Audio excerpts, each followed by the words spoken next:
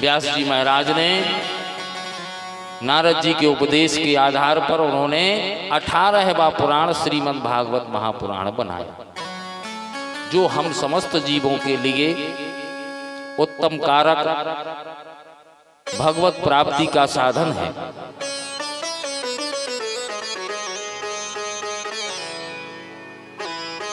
जब यह सिद्धांत तो बन गया तो अब इन्होंने सोचा कि यह पुराण किसके लिए दूं, किसके लिए सुनाऊं। तो उनके आश्रम में कुछ शिष्य रहते थे, उनको कुछ मंत्र सिखा दिए भागवत जी के, और जो उनके पुत्र हुए थे हमने कथा श्रवण कराई थी कि जन्म लेते ही वो वन की ओर चले गए थे श्री सुखदेव जी महाराज। आज उनके कुछ शिष्य जंगल में जाते हैं और उन्हीं मंत्रों का उपाख्यान करते हैं। बरहा पीड़ा नरवटवटु कर्णयो कर्णिकारम बिभ्रत वाता कपि संवैजयंतीं चमालां रंधान मेणोर्धर सुदया पूरयन गोप वृंदै वृंदारण्यम सुपदरमणं प्राविशत गीत कीर्ति। ऐसे श्लोकों का वाचन उन शिष्यों ने जंगल में किया। वहीं श्री सुखदेव जी महाराज तपस्या में लीन थे। ओहो, उन्होंने विचार किया इतना अच्छा श्लोक कौन गा रहा है। वृंदारण्य सुपदरमणं प्राविशत गीत कीर्ति। वह एक है और बंधन सभी लोग कर रहे हैं, और एक ही व्यक्ति के लिए, पुरुष के लिए गोपियों का झुंड चारों ओर से खड़ा है देखने के लिए। ऐसा कौन हो सकता है। वह दौड़े दौड़े पास में आए, उन शिष्यों से पूछा, क्यों भाई ये श्लोक किसने बनाए, यह कौन है ऐसा परमात्मा। उन्होंने बतलाया, हे महाराज जी, आपके पिताजी ही श्री व्यास जी महाराज ने ये हमें श्लोक सिखाए हैं। और एक दो श्लोक नहीं, सीधे सीधे 18,000 श्लोक।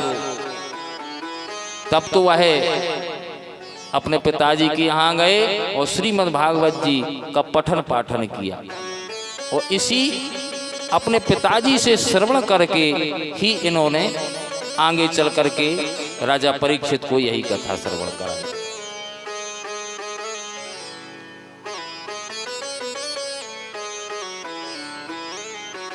श्री सूत जी महाराज से शौनक आदि 88,000 ऋषियों ने पूछा कि हे महाराज, श्री सुखदेव जी महाराज ने राजा परीक्षित को कथा सुनाई, तुमने सुखदेव जी का जन्म तो श्रवण करा दिया, लेकिन राजा परीक्षित कौन थे और कैसे उन्होंने कथा श्रवण की और कैसे उनका जन्म हुआ, यह वृतांत हमारे लिए बतलाइए। श्री सूत जी महाराज ने कहा, परीक्षित होर्तराजर्षे जन्म कर्म विलापनम संस्थां च पांडुपुत्राणां वक्षे कृष्णोदये कथम।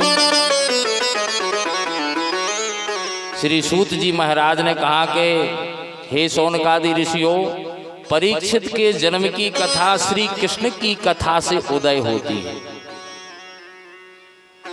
कौरव पांडवों का जब युद्ध चल रहा था, सभी कौरव मारे गए, लेकिन दुर्योधन नहीं, केवल दुर्योधन ही बचा है। और भीमसेन ने अपनी गदा से उसकी जंघाओं को तोड़ दिया है। दुर्योधन पड़ा है, कब मृत्यु हो कोई पता नहीं। कौरवों के गुरुदेव के पुत्र अश्वत्थामा ने आकर के कहा, मित्रवर तुम्हारी यह दशा किसने की। दुर्योधन ने कहा, भैया प्रिय मित्र, यह दशा पांचों पांडवों ने की है, उनमें से भीम ने मेरी जंघाओं को तोड़ डाला। हे मित्र, यदि तुम इन 5 पांडवों को मार दो तो मुझे मरते मरते प्रसन्नता होगी। ये समझो कि मुझे सब कुछ मिल गया यदि पांडव शांत हो जाएं, मर जाएं। अश्वत्थामा ने कहा, मित्र यह कौन सी बड़ी बात है। समझो 5 पांडव मर गए। अपने स्वामी दुर्योधन के प्रिय वचन सुन करके मित्र का कार्य संभालने के लिए पांडवों के शिविर में गया।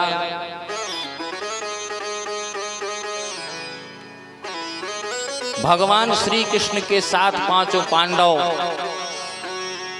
किसी तीर्थ में चले गए पास में ही, और वहां पर क्योंकि युद्ध हो रहा था, वो अपने लड़ रहे थे, तो उन सभी का मन जो है अशांत था, इसलिए कुछ इतिहास सुनाने के लिए वो चले गए। यहाँ पर रात्रि कालीन बेला थी, और जहाँ पर पांडव सोते थे वहाँ पर 5 पांडव पुत्र सो रहे थे।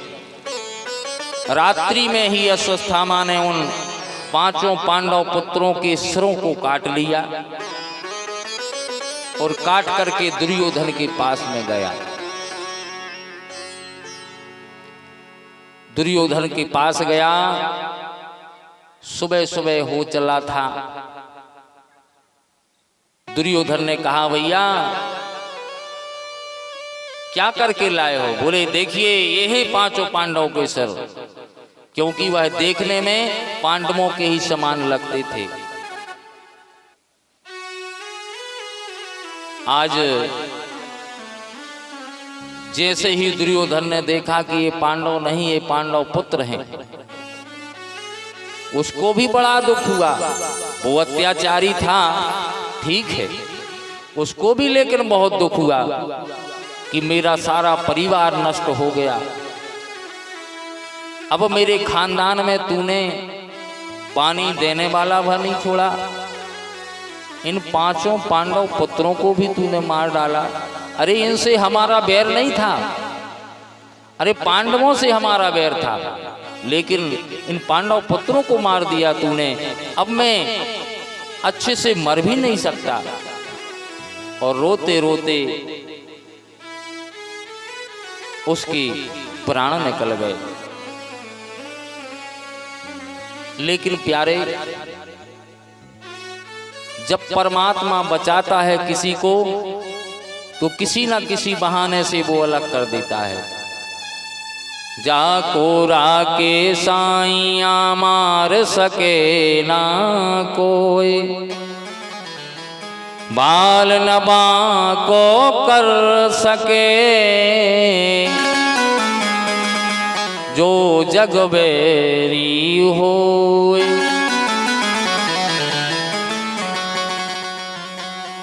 द्रौपदी ने देखा मेरे 5 पांडव जो पुत्र हैं, पांडवों के पुत्र हैं, वो आज शांत हो गए हैं, मर गए हैं। रोती हुई बिलखती हुई उनके पास गई, देखती है। बाद में पांडव भी आए, पांडव समझाने लगे, द्रौपदी शांत हो जाओ।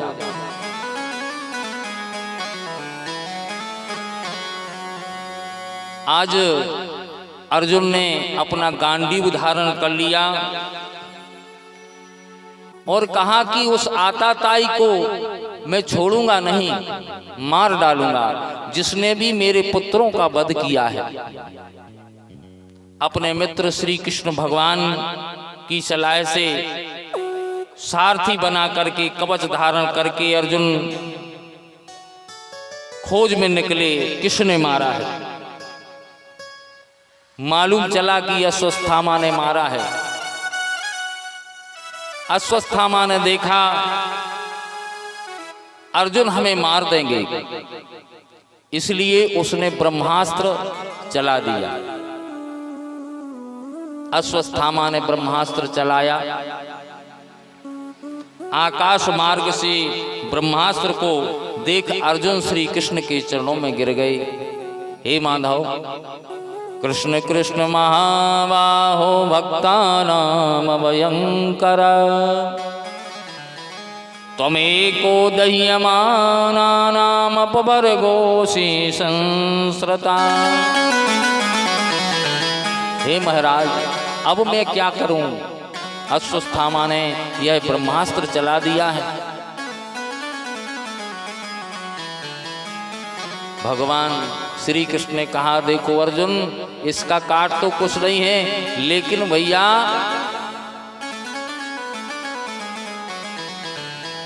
लोहा लोहे को ही काटता है, इसलिए तुम भी ब्रह्मास्त्र चला दो।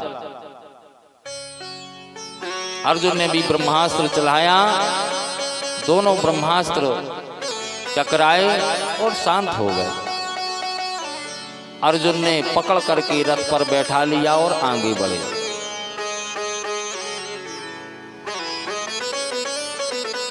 शिविर में ले गए अश्वत्थामा के लिए। सभी को क्रोध आया कि इस आताताई ने मेरे इन बच्चों को मार दिया, इनका क्या दोष था? बताओ, क्या दोष था? क्यों मार दिया? द्रौपदी भी रो रही हैं।